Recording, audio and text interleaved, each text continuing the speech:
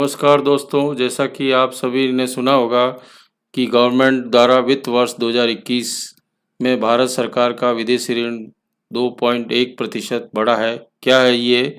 इस सब पे वीडियो के माध्यम से हम डिस्कस करते हैं। आइए, मैं सत्यनारायण टेलर इस वीडियो ट्यूटोरियल पर स्टडी वेब्स एजुकेशन पर आपका हार्दिक स्वागत और अभिनंदन करता हूँ। चलिए अपन इसके बारे में जानकारी लें। मार्च 2021 के अंत तक भारत का विदेशी ऋण सालाना आधार पर 2.1% से बढ़कर 570 अरब अमेरिकी डॉलर हो गया। भारत के विदेशी ऋण के बारे में इस आर्टिकल के लिए महत्वपूर्ण जानकारी हमारे द्वारा दी जा रही है। वित्त मंत्रालय ने अनुसार कोविड-19 महामारी की वजह बावजूद मार्च 2021 के अंत तक भारत का बाहरी और विदेशी ऋण 2.1% सालाना आधार पर 570 बिलियन अमेरिकी डॉलर हो गया है। मार्च 2020 के अंत में 20.6% से मार्च 2021 के अंत में भारत का विदेशी ऋण अनुपात बढ़कर 21.1% हो गया। हालांकि इस अवधि के दौरान विदेशी ऋण अनुपात 85.6% से बढ़कर 101.2% हो गया। वित्त मंत्रालय फाइनेंस मंत्रालय के द्वारा भारत के विदेशी ऋण की स्थिति और स्टेट रिपोर्ट के अनुसार भारत दुनिया के लिए एक शुद्ध लेनदार के रूप में अपनी स्थिति सुरक्षित बनाए होता है। इस ऋण का जो पैराग्राफ में अध्ययन आया है उसका हम विशेष तौर से चर्चा करते हैं।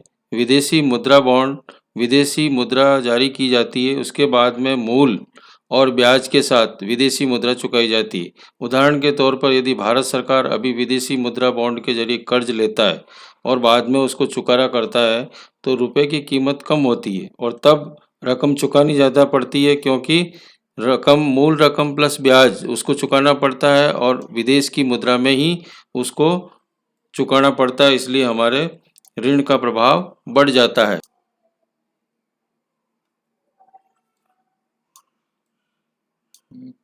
मार्च 2021 के अंत तक भारत का विदेशी ऋण का घटनाक्रम जो बताया गया है, मार्च 2021 के अंत में भारत का विदेशी ऋण 570 बिलियन अमेरिकी डॉलर यानी अमेरिकी मुद्रा में उसको बताया गया है। मार्च 2020 के अंत तक स्तर में 11.5% बिलियन अमेरिकी डॉलर में वृद्धि हो गई और मार्च 2020 के अंत में भारत का विदेशी ऋण जीडीपी अनुपात जो है वो हमारी 20.6% से बढ़कर मार्च 20 के अंत में 21.1% हो गया था। हमने इस पैराग्राफ में भारत का विदेशी ऋण जो 570 मिलियन अमेरिकी डॉलर था उसको रुपए में अगर परिवर्तित किया जाए तो हमारे भारत के ऊपर 42.3 करोड़ अप्रोक्सीमेटली रुपयों के रूप में ऋण हो रहा है और उसी ऋण के अनुपात में वृद्धि हो रही है। जीडीपी जो हमारी आई है उस जीडीपी के अनुपात में उसको बताया गया है सकल घरेलू उत्पाद, क्रॉस डेवलपमेंट प्रोडक्ट के रूप में आती है और ये भारत में एक देश का उत्पादन करता है और अन्य राष्ट्रों के उपभोग के लिए तैयार किया हुआ माल जो सेवाएं शामिल हैं, इसलिए इसको निर्यात से जोड़ा जाता है, जो भारत में 20.6% से बढ़कर मार्च 2020-21 में हो गई थी। मार्च 2020 के अंतर्गत ऋण का घटनाक्रम जो है उसका अगला हिस्सा हमारे यहाँ है।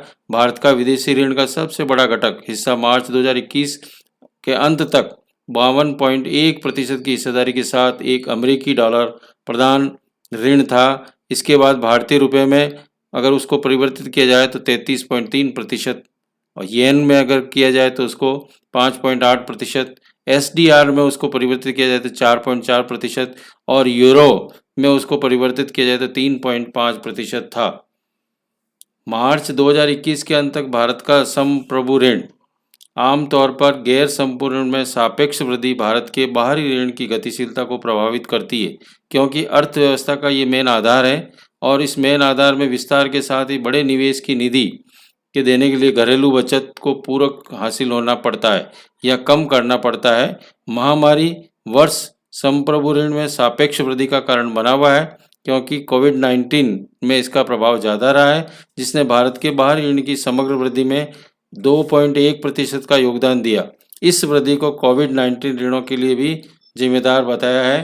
भारतीय अर्थव्यवस्था के लिए एक रिपोर्ट में कहा गया है कि सरकारी प्रतिभूतियों में विदेशी पोर्टफोलियो निवेशक एफपीएल्स में गिरावट भरपाई से अधिक मानी जा रही है।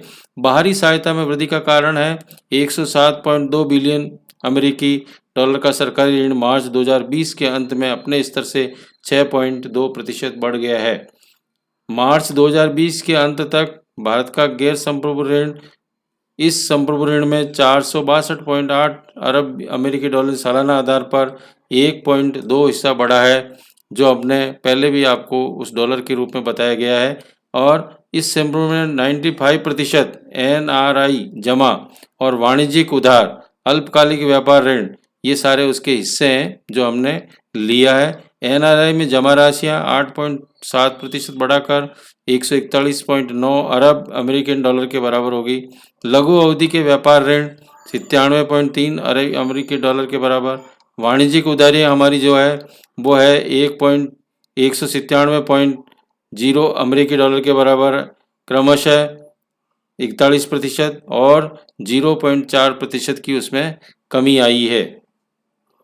मार्च 2021 के अंत तक भारत का विदेशी संपूर्ण सारांश बात कही जाए सार गर्भित में, तो कोविड-19 महामारी का प्रभाव हमारे ऊपर ज़्यादा रहा है और उस बाहरी ऋणों के विदेशी ऋणों में स्थायी और विवेकपूर्ण ढंग से प्रतिबंधित है। चूँकि 2021 के अंत तक अमेरिकी डॉलर का मूल्य ह्रास मार्च 2020 के अंत के स्तर के अधिक था, इसलिए 6.8 बिलियन अमेरिकी डॉलर का मूल्यांकन का नुकसान हो गया और मूल्यांकन हानियों को छोड़कर भारत का विदेशी ऋण 11.5 बिलियन अमेरिकी डॉलर की बजाय 4.7 बिलियन अमेरिकी डॉलर होता है, जो एक कमज़ोर अमेरिकी डॉलर के बराबर है। कोविड-19 के ऋणों और एनआरआई के जमाओं में ज़्यादातर मार्च 2021 के अंत तक भारत के बाहरी ऋण के प्रति में योगदान में वृद्धि कर दी गई है।